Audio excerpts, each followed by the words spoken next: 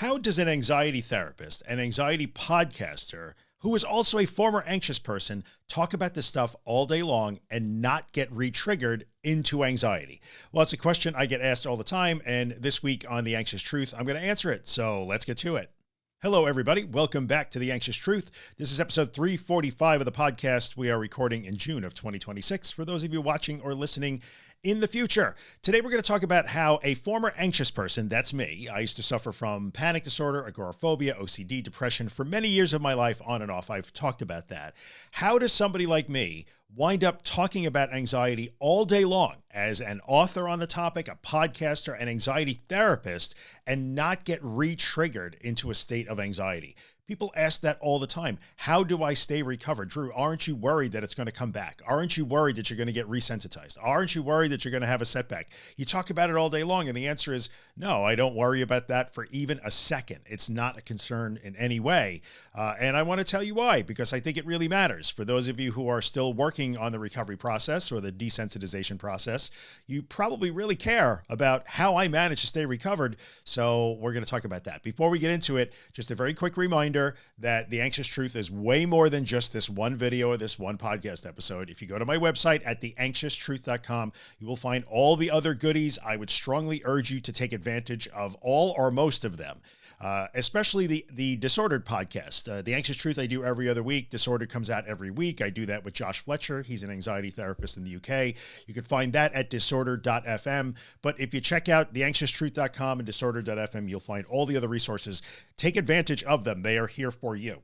So let's get into this. How could I, a former anxious person, spend all of my time talking about anxiety into expensive microphones and expensive cameras and on social media and making posts and making reels and writing books about it and talking to therapy clients all day long who are suffering with anxiety disorders?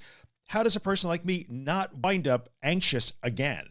Because I think if you're in the thick of it right now, if you are still afraid of your anxiety, you are still afraid of how you feel, you still feel that physical sensations or somatic experiences are dangerous or unhandleable or too awful or something clearly must be wrong, I have to protect myself from those.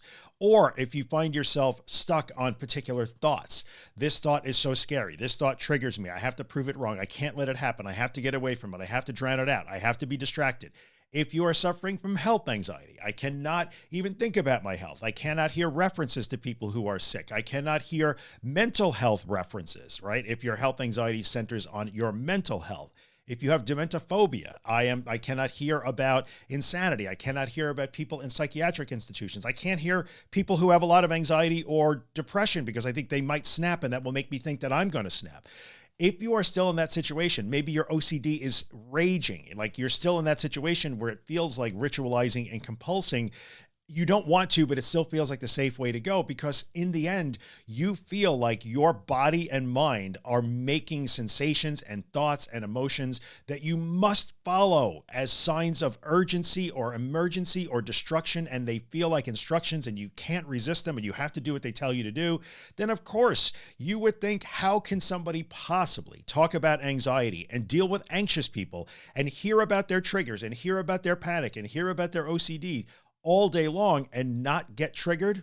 Well, because there's nothing to trigger anymore. The reason why I can do the work that I do, which by the way, I love doing, whether I'm working with my therapy clients or I'm working with you guys in the community surrounding this podcast or Disordered or the social media community, I love what I do. This is a thing that I wake up every morning looking forward to being involved in.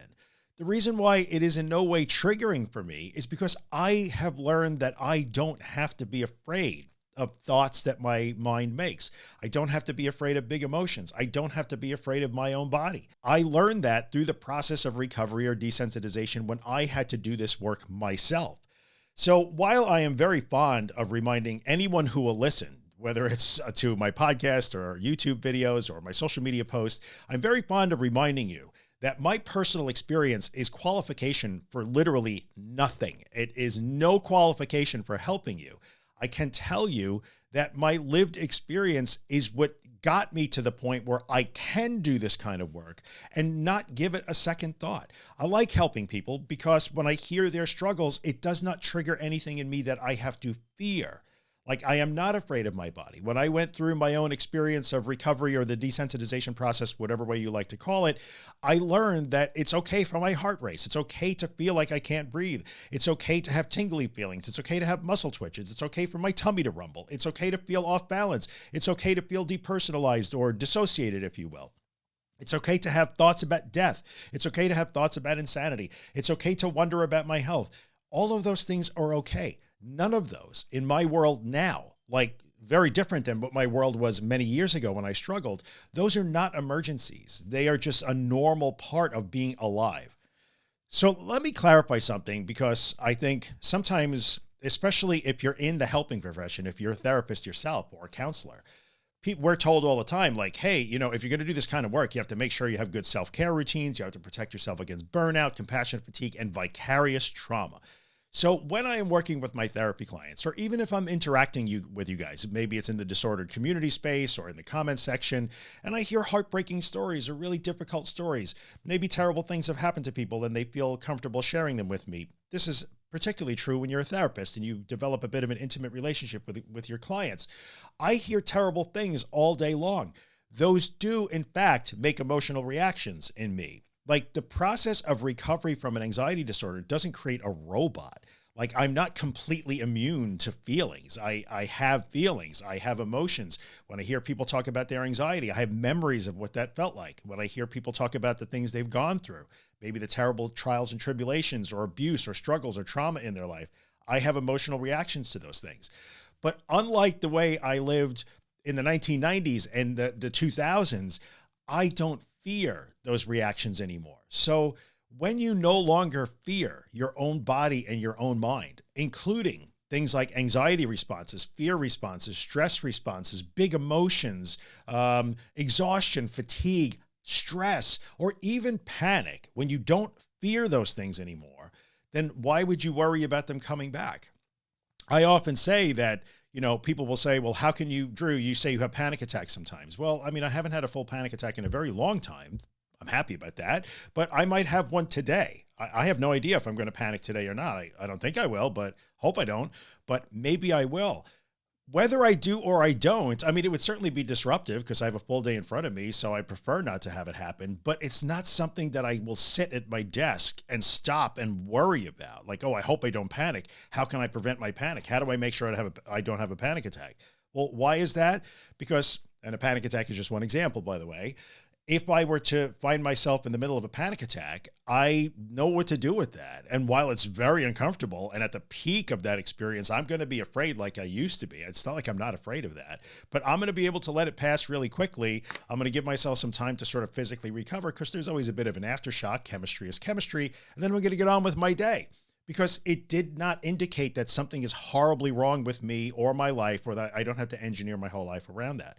So the bottom line, how do people like me who live this experience and now are immersed in the experience? My partner on Disorder, Josh Fletcher, is the same way. He lived the experience and now he's immersed in it all the time too. He's just like me. How do we not get re-triggered? We aren't afraid of those experiences anymore.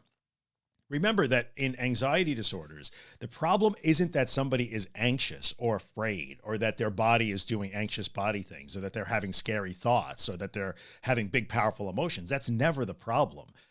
Those are human experiences. All humans, you know, go through those things for a variety of reasons at different times in their life. The problem is that people with anxiety disorders learn that those things themselves, the somatic sensations, the thoughts, the emotions, all of those things themselves become the problem. So let me illustrate that for you.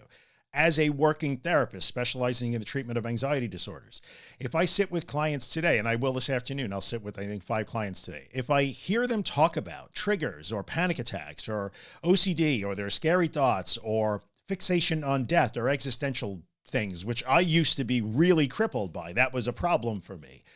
I can remember what it felt like to feel that way. I can empathize for what they're going through. I totally understand what's, what that feels like, because I lived it too. So I can have empathy and sympathy for them. I might even have some emotional reactions to those things, but I don't fear that. If I have a reaction, I have memories of the way it felt when I was struggling, or I have a reaction to what somebody tells me is going on in their life because I have compassion for them and I'm not a robot, I'm a human being. I understand why I'm having those sensations. I will tell you, in the last 2 or 3 months, I'll share this with you too. It's nothing terribly private, but it was really stressful when my dog Copper got up in age and his health was failing, and I was taking care of him all the time. That was a very stressful time before he passed. And I found myself in therapy sessions, suddenly my heart would be racing, or I would start to feel a little dissociated in the session. And that was uncomfortable and certainly disruptive. I mean, I know enough now to be able to remain focused on my client and consider the conversation. Why? Because I didn't fear that. It was happening to me seemingly out of the blue, so I didn't really understand what was going on necessarily, but I still wasn't afraid of that. But really, in the end, I was able to recognize, oh yeah, this is a really stressful time right now. And that stress is showing up here. It would show up there once in a while, not in every session, but every once in a while. So in that situation, I would have the same sensations or the same experience of, say, DPDR that I might have back when I was a disordered, anxious person, 15, 20 years ago. Just that there was no fear of that. It was just uncomfortable and annoying and disruptive and getting in the way. So you see how my perception of that experience shifts over time. Now, how did I learn not to be afraid of that? Well, I've written about that. I talk about that on all the episodes. Like, you guys are going to have to follow along and see all the other stuff that I talk about to know, well, what did I do? I mean, I write about that stuff all the time. I stopped trying to save myself, in a nutshell. So how does it not trigger me back into a state of anxiety? Well, I might have feelings. I may have anxious feelings. I may have a panic attack. I may feel depersonalized, which is a stress response for me now. If I feel slightly depersonalized or derealized, that's a stress response. I know that now. I don't fear it. I don't like it, but you wouldn't even know. I could be completely depersonalized right now and you have no idea, because I've learned to just sort of move through it, and it doesn't last very long. And now it's an indicator like, yeah, maybe I need a little more sleep, or I'm probably pushing myself a little too hard. So the experience is the same. The interpretation of the experience is vastly different, because I learned not to save myself from it, not to escape it, not to avoid it, not to ask to be saved, not to try to control it, not to try to clamp down on it. That's what I did over and over for a long time while I worked on my recovery. And that taught me that, like, these are very unpleasant things, but I don't have to be afraid.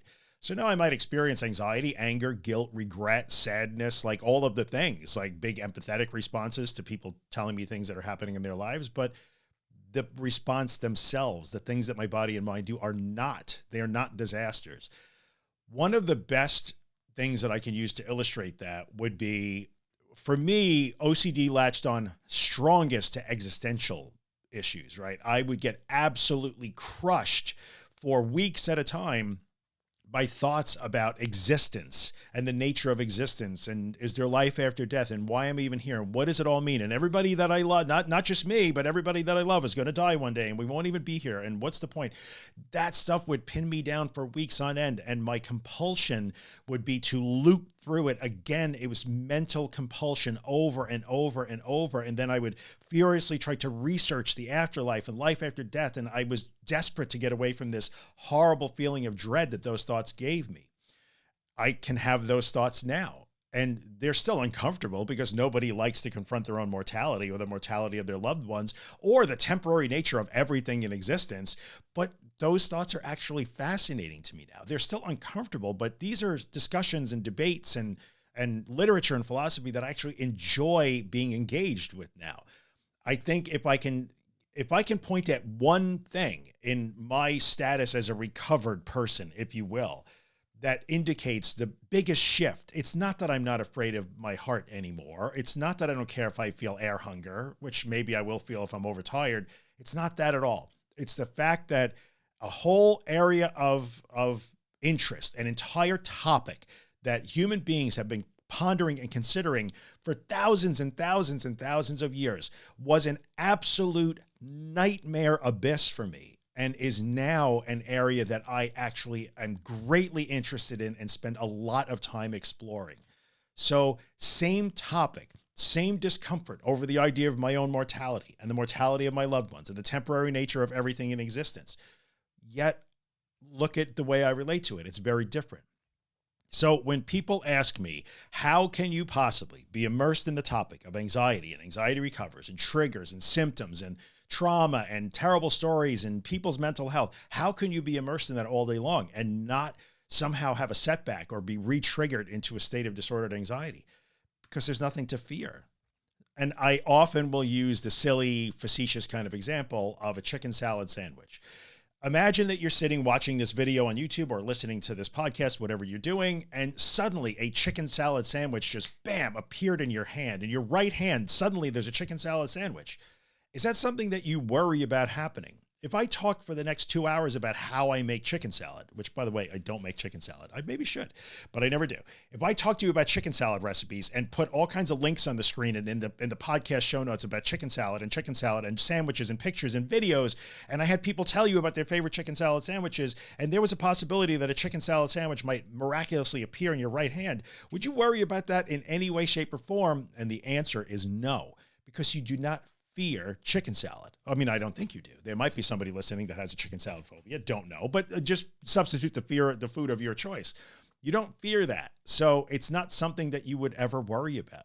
You might get annoyed hearing so much about chicken salad. You might want me to stop talking about it. You might click out of the video. Please don't click out of the video. I work hard on these. But in that situation, you're not afraid of chicken salad. So like you could hear about it all day long and it wouldn't bother you. Now that's an extreme example, right? Because there's no emotion attached to chicken salad. If you tell me about your favorite chicken salad sandwich, I'll be interested. I'll listen to you, but I won't have an emotional reaction to that. The same thing can happen with anxiety.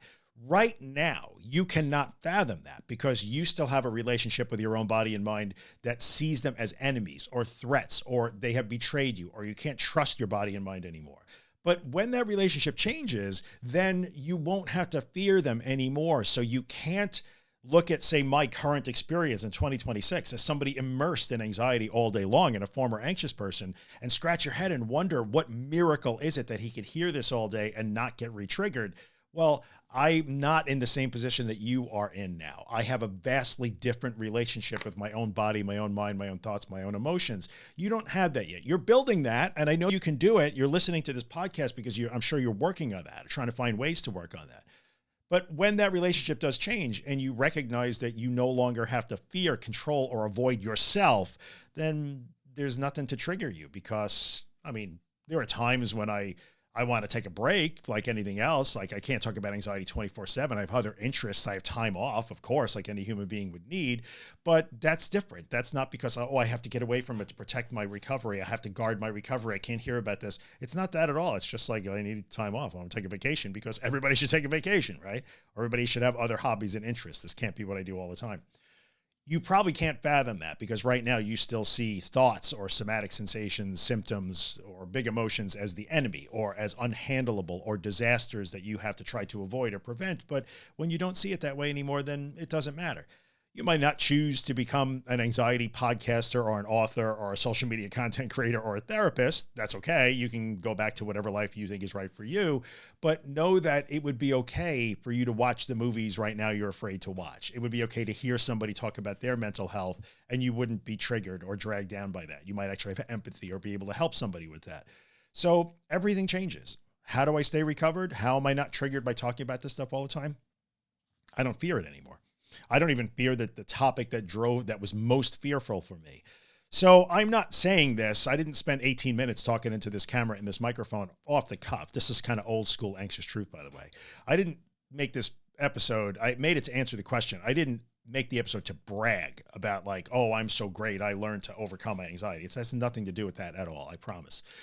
It's just an illustration of this is not just my process, but the process that every anxious person goes through to get to that state that we like to call recovered or desensitized produces this outcome. Now, I will cap the episode by acknowledging that for some people who go through this experience, and this is perfectly valid, by the way, when they get to the other side, whatever the other side means, right? They're no longer scared. They don't see the anxiety itself as a problem. They don't see their body and minds as a problem anymore. They might still get triggered now and then. It just doesn't drag them down like it used to. They may choose to separate themselves from that part of their lives, and that is totally fine. There is legitimately nothing wrong with deciding that was an awful time in my life. It is over. I want no part of that. But that's different. That's a values decision. That's a lifestyle decision. That's a what's best for me decision. That's a I have way other interests that took me away from my life. I don't want to talk about that anymore. I don't want to revisit that anymore. I don't want to hear about it anymore. No problem. You are entitled to make that decision, and anybody who makes that decision, more power to them. I will tell you that that's exactly why when you look for anxiety support online, all you find are horror stories, because in many instances, the person who got better isn't there to tell you the tale of how they got better.